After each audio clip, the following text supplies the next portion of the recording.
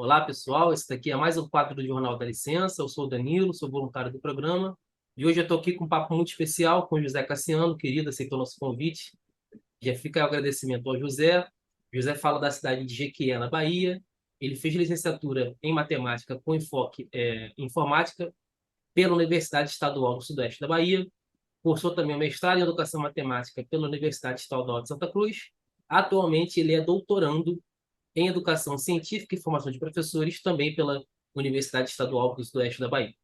Bom, para além disso tudo, ele é professor da rede estadual da Bahia e, bom, para além disso, né, eu acho que é o papo principal da nossa conversa aqui hoje, ele é o responsável pelo canal Educação Matemática por José Cassiano, que é um canal aqui no YouTube. E aí eu já vou começar o nosso papo aí pedindo, né, para o José falar um pouco do trabalho que ele faz lá no canal para a gente. Tá bom. Oi, meu povo. Danilo, obrigado de qualquer sorte. Eu vou iniciar logo agradecendo. Eu fiquei surpreso e feliz com a mensagem lá pelo Instagram. Não esperava, mas enfim, o canal do. Você quer já que eu comente sobre a proposta do canal, como surgiu? Já Sim, agora de. sim. Tá Fala um pouco ok. para a gente, de maneira geral, o que que é o canal Educação Matemática por José Cassiano. O canal surgiu, foi um conjunto de situações inusitadas que acabou acarretando no canal. Uma brincadeira, na verdade. Eu falava muito rápido inicialmente. E eu tenho um pensamento acelerado, então quando eu começo a falar, eu falava muito acelerado. Durante o mestrado, eu recebi muitas críticas no processo de formação, enquanto pesquisador, por conta disso.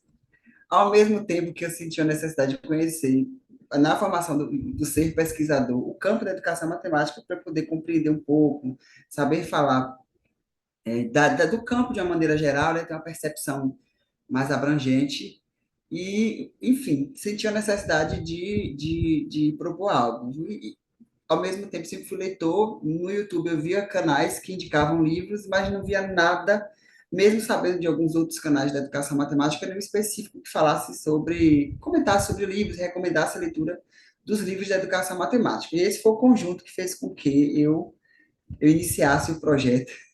Inicialmente era para falar muito rapidamente, eu imaginava que tinha que ser rápido, era no máximo 2 minutos, mas depois eu vi que não ia ter condições de falar sobre livros em 2 minutos. E o canal foi se desenvolvendo ao mesmo tempo que eu também fui me desenvolvendo. Hoje é uma coisa assim que eu nem imaginava que chegasse, a proporção que chegou. Ah, inclusive a Secretaria do Rio já usou um vídeo meu no processo formativo, eu nem tomei um susto. Enfim, mas foi assim que o canal se formou, mais nessa intenção de contribuir e mais nessa intenção de ver que no YouTube não tinha algo específico para falar sobre os livros do campo da educação matemática. Pessoalmente, era para eu desenvolver a minha argumentação no campo, a minha oratória, enfim, esse aspecto mais pessoal. Eu acho interessante você colocar aí que existe, na verdade, um elemento de performance, né? Que é essa questão mesmo que é muito própria da nossa profissão e que, de alguma maneira, é negligenciada, eu acho, na formação, que é essa questão de oratória, de falar, de se expressar, né? Legal saber que E foi por isso, assim, não imaginava. eu falava muito rápido, muito rápido. Às vezes eu tava falando, o que eu estava falando agora, eu estava pensando na frase seguinte, então eu acabava atropelando a fala, não me fazia entender. E aí, durante o mestrado, a gente se gravava no seminário de argumentação da pesquisa, e eu acabei me deparando de fato. O pessoal falava, e agora me assistindo, eu tô vendo que isso acontece, deixa eu trabalhar. Juntei um útil ao agradável. Tanto é que os primeiros vídeos do canal é uma energia caótica, mas tá lá. Eu tenho uma questão assim também. Quando eu entro em sala, tem uma coisa meio mediúnica, assim, que na hora eu chego lá e faço o que tem que fazer, mas conversando normalmente é meio difícil também, né? Para É, falar o cara. danilês, como meus amigos gostam de dizer. Mas é assim, né? O canal do José Cassiano, para quem não conhece, né, deveria, e fica a recomendação para visitar o canal. Né? O nome é Educação Matemática por José Cassiano, né? O link vai estar também aqui na descrição para o pessoal que está assistindo. Mas é um canal basicamente onde o José Cassiano é um canal de resenha e curadoria de livros, né? Em educação matemática, também tem algumas coisas em educação de maneira mais geral. Eu acho um ponto interessante, acho que, da nossa conversa, José, e aí talvez seja até, de fato, assim, um debate mais amplo, é que me parece que existe um certo estereótipo, né, sobre a figura do professor de matemática, que é um sujeito, às vezes, meio avesso, assim, à leitura, né, não é tão chegado. A gente poderia discutir se isso se confirma, se na verdade, se isso aí, na verdade, é só um indício de um de um problema que é mais amplo, né? Mas o que eu queria te perguntar, você também, enfim, quiser falar sobre isso, fica à vontade também. Mas o que eu queria te perguntar de fato assim, né? Qual que é o papel da leitura em educação matemática na formação dos professores? É uma pergunta bastante ampla, então você fica à vontade aí para poder discorrer, que lá na frente a gente se encontra de novo. Ô Danilo, tem duas referências quando me perguntam desse papel da leitura no processo formativo do professor, sobretudo que vai ensinar matemática, que é tanto uma referência de Sérgio Lorenzato e Fiorentini, quando eles fazem a diferença do que é o educador matemático para o que é o matemático, e aí eles pensam em educador matemático para possibilitar a educação pela matemática, então a gente vai abranger muito mais do que só a matemática, vai pensar na parte do desenvolvimento humano, político, crítico. Então, o papel da leitura nesse movimento, para mim, se abraça nesse sentido, né? Se encontra nesse sentido, da gente estar buscando essas informações por meio da leitura para se desenvolver intelectualmente, ter margem para discutir com os estudantes criticamente, não só a formação, a construção do conceito matemático, mas também de que maneira ele vai refletir no dia a dia da gente, quando for possível fazer essas relações.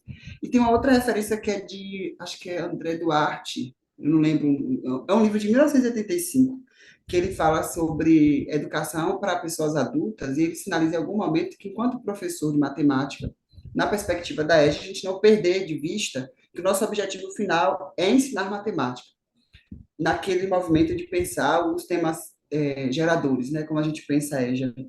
Mas mesmo tendo esse objetivo final, a gente tem que considerar as temáticas que vão aparecendo e emergindo no processo de construção de conhecimento matemático, e para isso a gente precisa ler. Então, enquanto desenvolvimento intelectual, de fato, eu penso que a leitura dos textos do campo da educação matemática possibilita com que a gente compreenda, de fato, como é esse educar pela matemática na educação básica, por exemplo, ou também no ensino superior.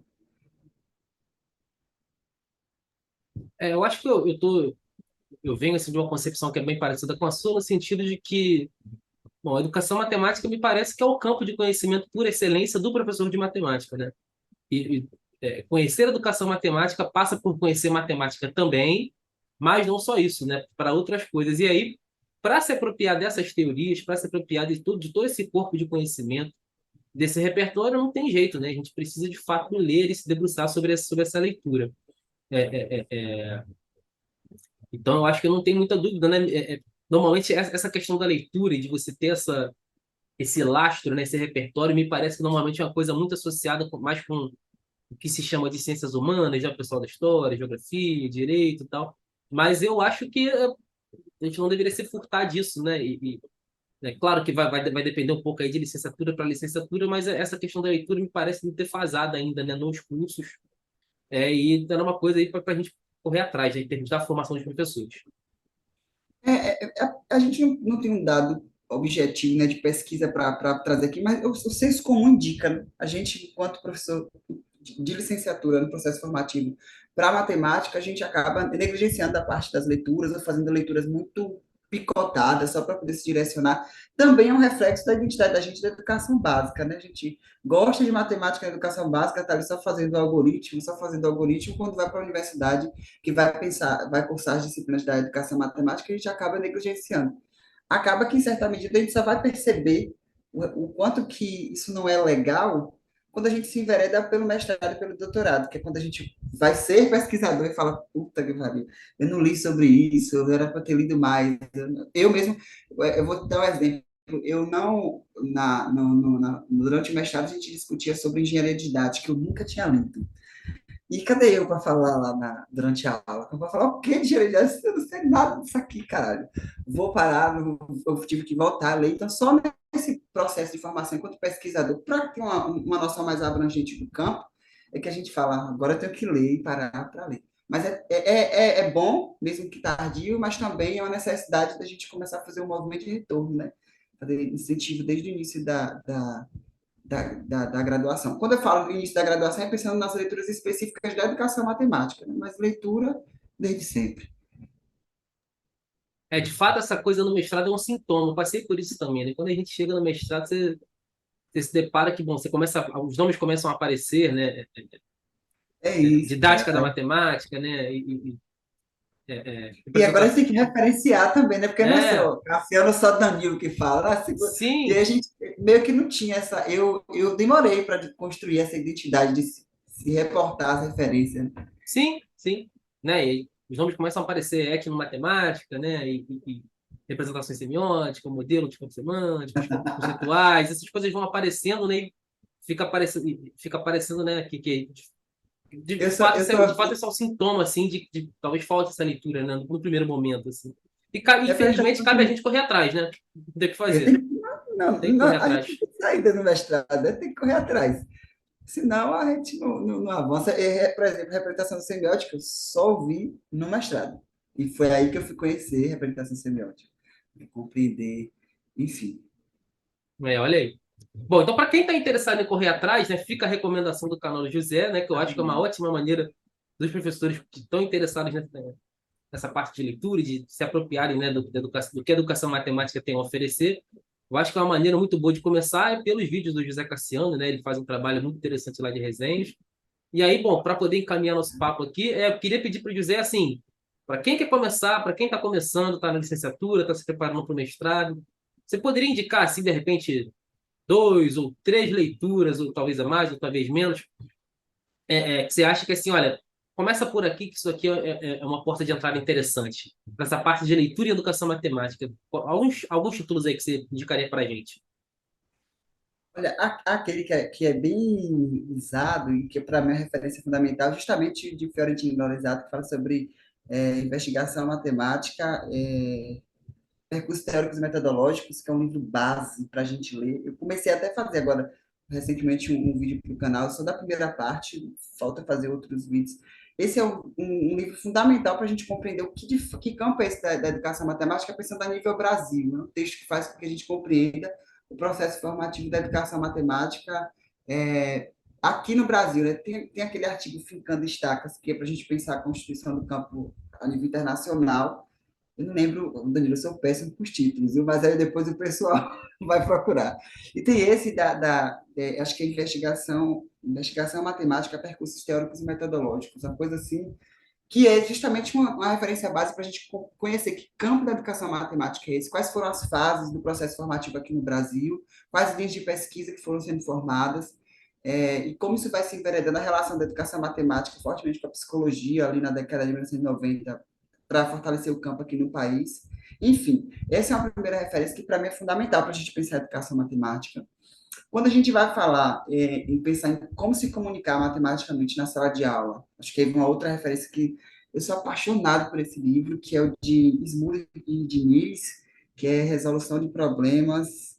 Mais uma vez o título é um rosinha. Se você quiser, depois eu pego ali para mostrar. Mas é um, que vai falar, é um combo de artigos.